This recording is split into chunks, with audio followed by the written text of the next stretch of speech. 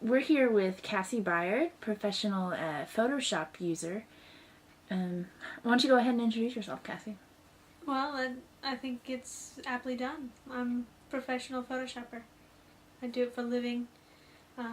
Well, some on the side as well. It's both my hobby and my means of transportation.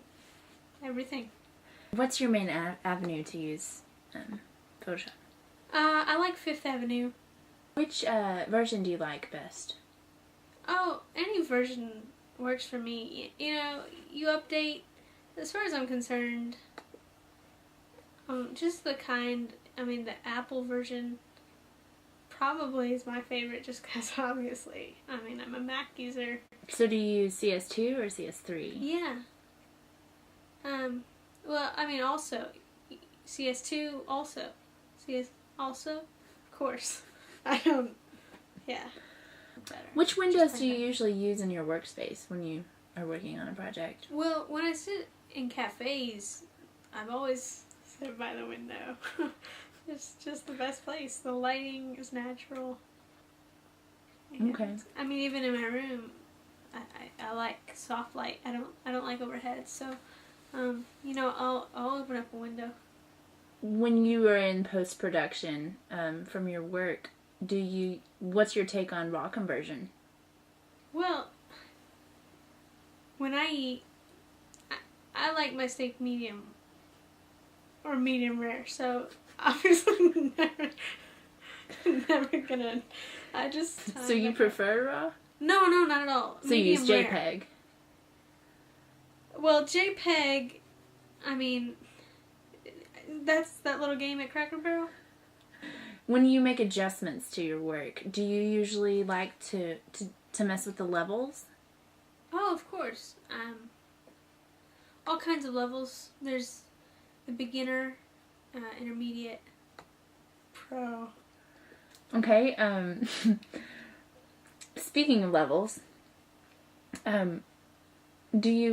what number range do you like to use that? What output level? That's a good question. What output level do you usually stay at? Yeah, 112 to 162 generally, give or take, but mostly between that. Okay. Range. That's a good range. And also thinking about levels, what about curves? How does that manage into your I go to 24-hour fitness. What number do you usually use when you affect the threshold? 2. Okay, all right. When I'm at number 2, watch out. I don't want to talk about what happens in the bathroom right now. Just think it's a little inappropriate. Okay, we'll move on. Okay. Well, do you liquefy your subject? Again, out of the bathroom.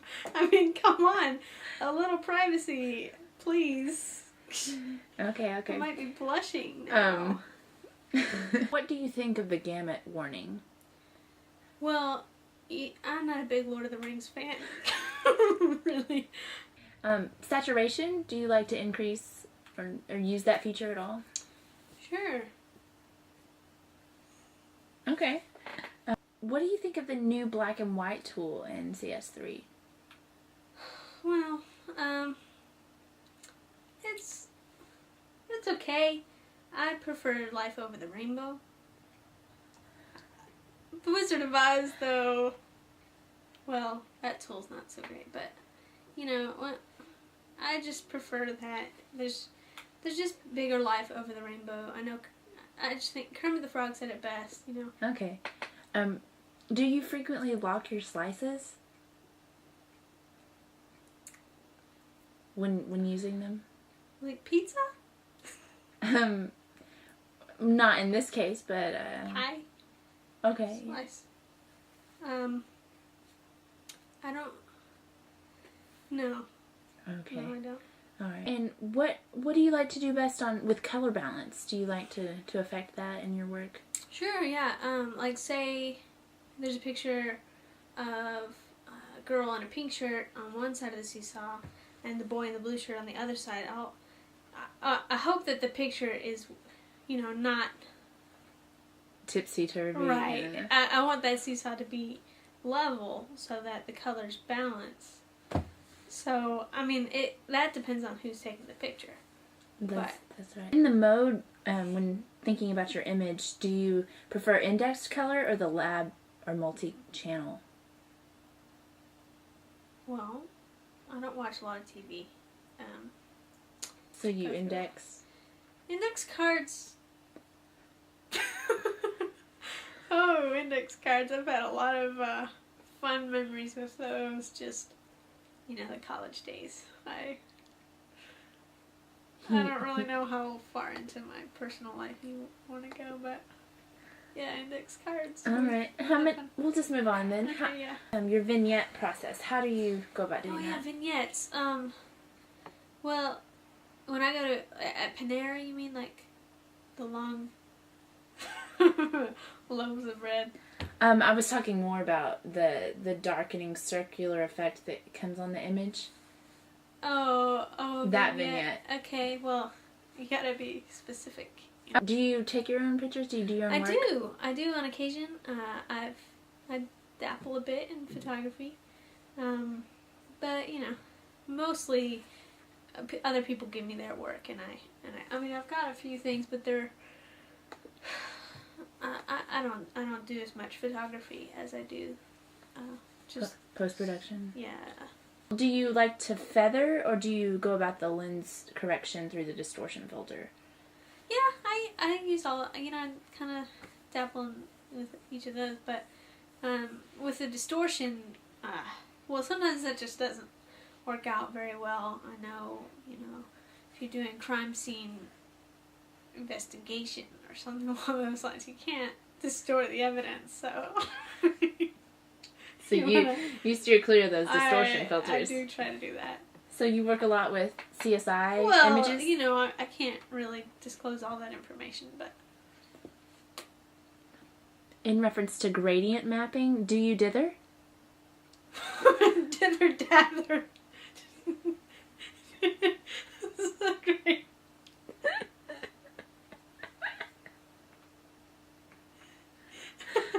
I love Pride and Prejudice. Just the language they use there. Dither dather, dilly dally. Yeah. I kind of love it. So in selective color, and when that is an option through your images, when you're trying to go through and decide... I try to be politically correct. Okay, so most of the time I'm pretty careful about that kind of stuff. All right. I don't do that selective game. So you don't use relative or absolute? I take everybody. I believe everybody's equal. It doesn't race, size, color, gender. I don't discriminate. What would you say your favorite action is? The Bourne Identity. Alright, so how do you feel about layering? Well, I like it. So, what's your take on the layering masks, then? Well, I don't wear layers on my face. Moving on, a lot of photographers have been discussing smart objects recently, and that's good. Yeah, we're very thankful that CS2 came out with this option, and there's a lot of debate on whether or not you rasterize. What do you choose to do? Well, C.S. Lewis really did have a lot of good things to say. So do you choose to rasterize or with smart objects? Again, I don't discriminate against race or gender, size, nothing like that. Do you expect that I would rasterize people? We'll ask one final question before we go for a break. What's your favorite photo filter? Which one? Probably blue or green. Do you like the deeps or just the regulars? I go deep a lot. I think a lot of times people miss out on life because they stay on the surface, but if I could go ahead and give some advice for Photoshop users and just people in general, I would say go deep. Always go deep. Don't settle for surface. Go deep. Dig deep.